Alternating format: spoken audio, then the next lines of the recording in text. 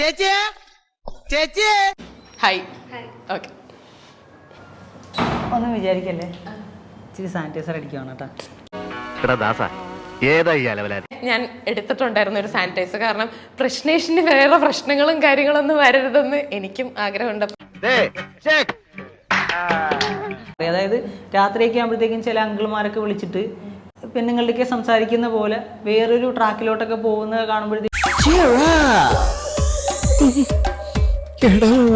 നീ എന്നെ ട്യൂൺ ചെയ്തല്ലേ. ഇപ്പൊ OCDയുടെ ഒരു മൂർധന്യ അവസ്ഥയാണ് രോഹിത്. ആ ചെറുക്കൻ എനിക്ക് അത്രയ്ക്ക് പിടിച്ചിട്ടൊന്നുമില്ല. പിന്നെ അവനെ കുറിച്ച് നല്ല ആൾക്കാര് പറയണേ. കാലം ഇപ്പൊ പണിയൊന്നും ഇല്ലാണ്ട് വീട്ടുകാരെ തീറ്റ നടക്കുന്ന കമന്റ് തൊഴിലാളികളുണ്ട്. ഒന്ന് എണീറ്റ് പോടാ അവിടുന്ന്. ഒരു ചായ വാങ്ങി മോന്തി വൈകുന്നേരം വരെ കരക്കാരെ കുറ്റം പറഞ്ഞ് ഇരുന്നോളൂ. അവരെ ഒന്ന് ട്രിഗർ ആക്കുക എന്നുള്ളത് എനിക്ക് ഇച്ചിരി ഒരു സുഖമുള്ള കാര്യമാണ്. അതുകൊണ്ടാണ് നമ്മൾ എല്ലാ കാര്യവും ഹൈലൈറ്റ് ആയിട്ട് പറയാൻ തുടങ്ങി. എല്ലാവരും കാണുകെ വൃത്തികെട്ടവനായി അഭിനയിക്കേ. ജോജ വളരെ മോശമല്ലേ ഇതൊക്കെ.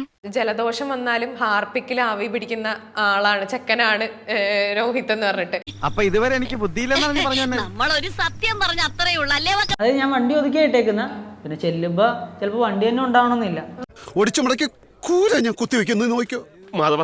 2 ദിവസത്തേക്ക് നീ ഒന്ന് ക്ഷമിക്കും. ഒരു നല്ല നാളേക്ക് വേണ്ടിയല്ലേ. ചോദിച്ച ടോൺ ഇച്ചിരി റോങ് ആയിരുന്നു. ഞാൻ പറഞ്ഞു ഞങ്ങൾ ഡിസൈൻ ചെയ്തെടുത്ത ഒരേപോലെ സമയത്തിന്